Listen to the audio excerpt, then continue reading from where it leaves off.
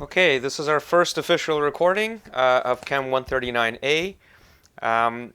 Remember what the purpose of these mini lessons is. That unlike a class like biochemistry or organic chemistry, where from week to week you would be forced to reckon with the material in that specific domain of knowledge, whether it's organic chemistry or biochemistry, we are in the business of learning strategic and systematic problem solving.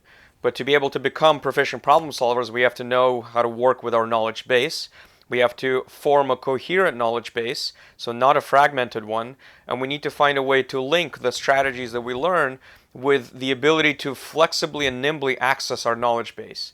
And so, as we mentioned before, the purpose of these mini lessons is to progressively build on our knowledge base and give you a chance to practice putting it into a coherent whole. And as we said before, that the theme through which we'll do this is chemistry and light. And so, because of this, it is not our burden to be as mathematically rigorous as we, for example, otherwise might have to be talking about some of these issues. Nevertheless, we are going to, provide and discuss information accurately and discuss some important features, which will allow you, once again, the possibility to practice fitting these bits of knowledge into a coherent tissue that will ultimately make your knowledge hierarchy for this topical sequence that we've referred to as chemistry and light. And so the way we're going to start this off first is, of course, talking about light. You, of course, are familiar with light to some extent, having taken general chemistry, and you've heard about the wave-particle duality, or the idea that light can be both considered a wave and a particle, or rather, to say more accurately, displays wave-like and particle-like properties in different circumstances under different experiments. And so let's take up the concept of light as a wave and just describe and isolate a couple of important characteristics of light as a wave. So what is light? When we think of it as a wave, we think of it as an electromagnetic wave.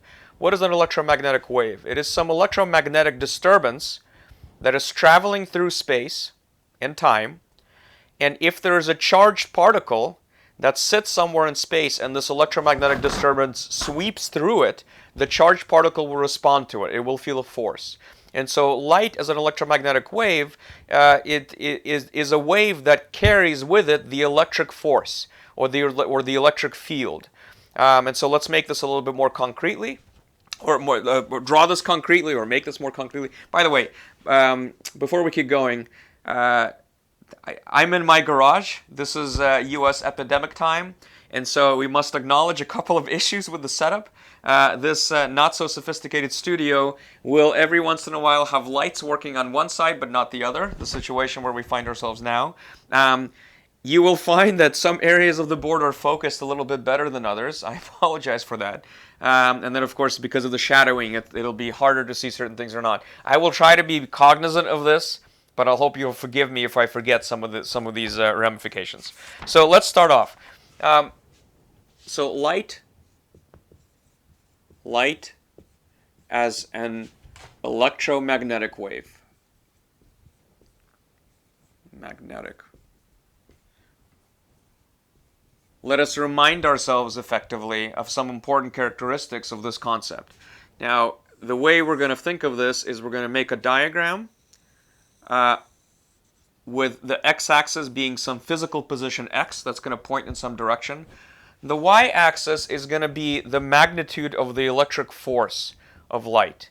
And I will use electric force and electric field synonymously. There is a difference between them. For our purposes, that difference is insignificant. And so light is an electric field that is propagating through space and time, going forward, moving at the speed of light. And what it looks like, if we were to look at the amplitude of the electric field, at every position in space, at some snapshot of time, you would find something that looks like this. On the y-axis, we are plotting the electric field amplitude. Electric field amplitude. We're going to label it with the letter E, not to be confused with the energy. This electric field amplitude, or just electric field for short, can point up and down. but it can point up or down always perpendicular to the direction where the wave is traveling. So if the wave is traveling along the x-axis, this electromagnetic disturbance is traveling along the x-axis, the electric field will point either perpendicularly up or perpendicularly down with respect to the direction of travel. And so we may draw a picture that looks like this, where the arrow signifies the electric field amplitude and direction. And so at first, let's say starts off positive with respect to our arbitrary zero position, goes through a maximum, goes down, ultimately goes through zero, so disappears at one point in space. So here the electric field is zero. Here the electric field is also zero. And then reverses sign, starts to point downwards. And remember that the electric field is an electric force within a constant. And forces have both a magnitude and direction. They are vectors. And so this electric field points up, and then it points down, and then it points up again, and it reverses, and so on. So it continues on like this. And so as you go along, if you had an electron, for example, that was going along the x-axis, if it was going along in here, it would feel a small force pushing it up. And then as it went a little bit further, the force would go to zero, and all of a sudden it's being pushed down. As it's traveling down the x-axis, all of a sudden it's being pushed down more and more and more, goes through a maximum, and then less and less and less, and eventually the force on the electron goes away, and all of a sudden it starts being deflected in the opposite direction. Right? So this is the electric field. And this, once again, this electric field is some disturbance in space felt by electric particles, electric and magnetic particles. One thing I should mention is that if we were more careful, if we were more rigorous, we'd also note that light is not only an electric field propagating through space, but always pointing up or down perpendicular to the direction of travel. We'd also note that light is also a magnetic field, pointing perpendicular out of the plane of the board, similarly oscillating up, back and forth, sorry, not up and down, but back and forth into and out of the plane of the board. We're only going to be concerned with the electric field of light, and so we'll simply not discuss the magnetic aspect of a light wave. And so this electric field, this electric force that is moving through space, has a specific wavelength.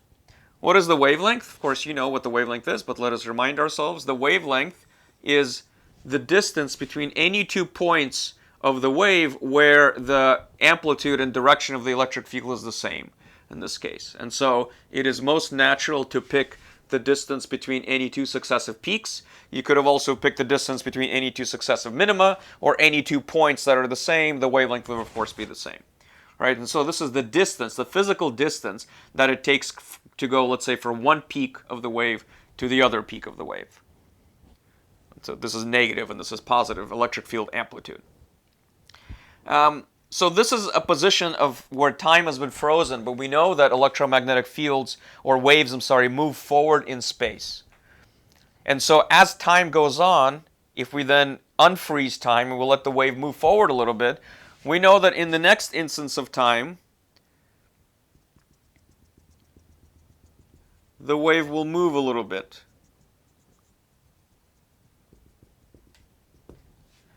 And the peak will move some distance. D, or let's say this, moves by D in time delta t. So we wait a certain amount of time, and we note that the peak of the wave has moved forward in x in the positive direction by this amount d in that time delta t. How much distance did the wave cover? How much distance did the wave move forward? This distance d should be equal to the speed with which the electromagnetic wave is moving. And remember that electromagnetic waves are light waves, so it's moving at the speed of light, which is a constant. The speed times the time through which it moves, right? Distance equals speed times time. So where this is the speed of light. And this is the distance that the wave moves in time delta t. You may also remember that the speed of light c, is equal to the frequency of the wave times the wavelength. This is a frequency. How should we think of the frequency? Well, imagine you were some kind of an observer that's sitting here and is sitting there and counting how many times in some unit of time you observe the peak of the wave. Let's say at time 0 you're hit by the first peak, and you start your clock, your stopwatch, and you start noting time. And so then you wait a certain amount of time and the second peak hits you. Then you wait a certain amount of time and a third peak hits you, and a fourth, and eventually with some repetition you constantly are counting peaks of the electric field in this case. And so the number of times per second or per minute that you observe the peak of the wave is the frequency of the wave, right? How many revolutions, how many oscillations does the wave undergo as it travels forward in time as you're counting?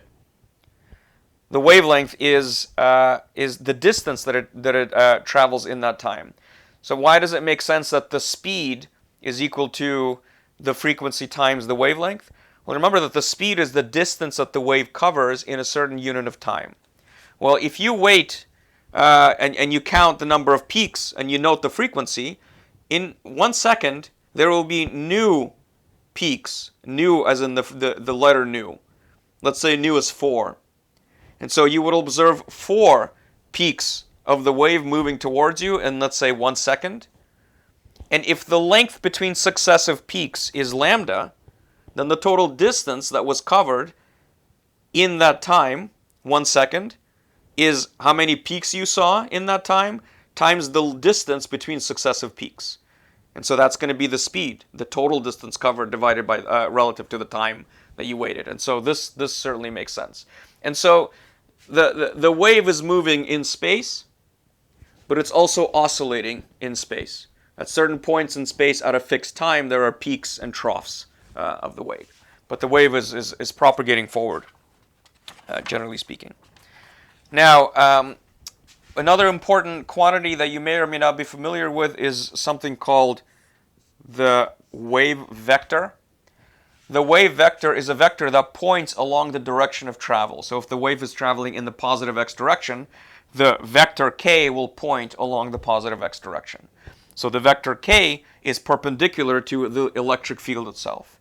As the light wave is going forward, the electric field is not oscillating in the direction of travel. It's oscillating perpendicular to the direction of travel, either in the vertical plane or in the horizontal plane. And that's something that has to do with the polarization of the light wave. But nevertheless, this vector, called the wave vector, points in the direction of travel of the wave and is equal to 2 pi over the wavelength times the unit vector in the direction of travel. Or we might also define the length of this wave vector instead of so this is the length of the vector k, or we may simply write it as k without an arrow on top, and this is going to be equal to 2 pi over the wavelength, and this is called the wave number.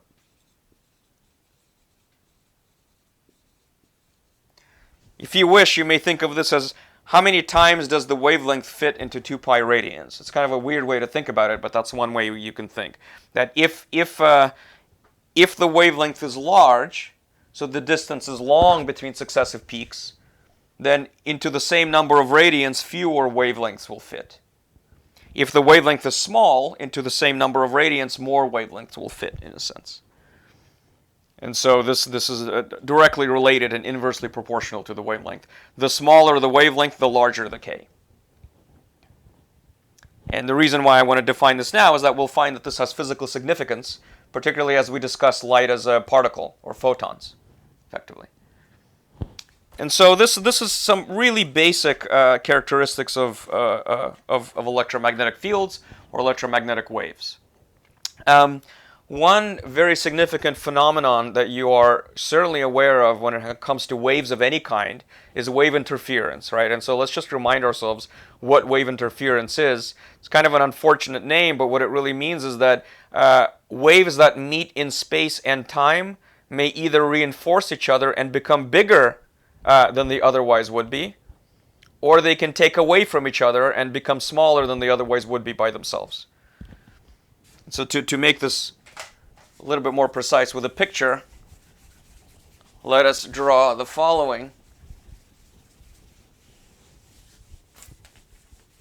Let us draw two waves. Again, let's draw the electric field. Same x direction. Here's one wave. And suppose at the same time another wave was traveling down the x-axis. And suppose the other wave was what's called exactly out of phase with the first wave. So the other wave will have its minimum or trough align with the maximum of the other. And they will be exactly perfectly offset. That when this electric field is maximal and points up, the electric field of the other wave is minimal and points down, or at least is meant to be minimal. So they're offset from each other. Suppose you had a detector, a light detector, an electromagnetic field detector, that was sitting here and measuring the total amplitude of the electric field felt by the detector. What you would find is that if the waves are of equal magnitude at their peaks, but of opposite direction at a given point in space, so they are out of phase with each other, the electric fields would cancel, and the detector will not feel any electromagnetic field amplitude. And so waves can interfere, and waves can interfere constructively and destructively, and you of course have heard of this, but let me just remind you that's an important characteristic of light waves. Okay. So, of course, much more can be said about this and laid out mathematically, but as I mentioned before, that's not our purpose. But let's just note that light waves can interfere.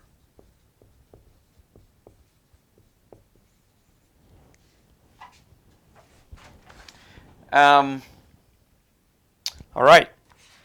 So let us keep going. The other thing that I want to point out to you is that the picture that we've drawn so far has been fairly one-dimensional. What might a wave look like in 3 dimensions? And so oftentimes in a physics class, you are presented with a picture of what's called a wave front, drawn in this particular way. Suppose we had a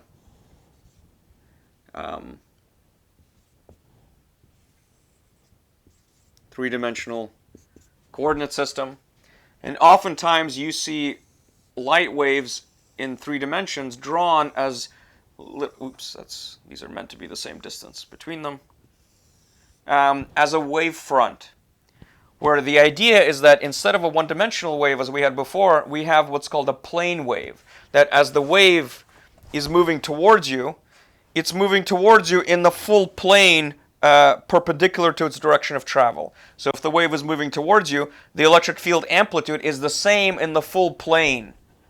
But then it's different a plane behind that plane, and a plane behind that plane. And so to illustrate this in kind of a tractable way, this is a picture that's drawn. These lines usually correspond to electric field maximum. So these are successive maxima of the electric field. So this is the wavelength, the distance between successive fields, and this is the wavelength. Of course, they're meant to be the same. I apologize that they're not, and so on. How should we think about this? We should think about this. So this, by the way, this is the direction of travel of the wave. Along the x-axis, this is the direction of the vector, the wave vector, pointing along the direction of travel. We may also try to draw the amplitude of the electric field as a vector somehow perpendicular to the direction of travel. And so remember that these are maxima. And so at each maximum, the electric field points in the same direction. The arrow indicates the force. And so, for example, if I'm an electron sitting here, as this wave comes by me, as it impinges upon me, as it is incident upon me, I will be deflected upwards. Then here will be the minimum, or the electric field pointing downwards, and all of a sudden I'll be deflected downwards and upwards, then downwards, upwards, and so on, and I will be oscillating if I'm an electron. If I'm fixed in space, can't move forward or backwards, but if I can go up and down, the electron will experience this bobbing motion exactly analogous to the way a surface water wave might move a buoy going up and down as the wave front moves forward. Right? And this idea of the wave front is easy to visualize if you think of surfing. Right? So a surfer rides a wave front, and the wave front extends laterally with respect to the forward motion of the wave. Now, in this case, this electric field extends for all infinity outwards. But of course, in a real wavefront, in a water wave, the wave eventually falls off to the sides and it disappears. Right? It's kind of localized in a region of space. In this case, the idea of this plane wave is that the wave is not localized in a region of space. It extends all throughout. And so this might be one way to illustrate waves in higher dimensional space than the 1D that we drew before. Of course, I'm not really doing it justice, but I think you can kind of imagine what I'm referring to.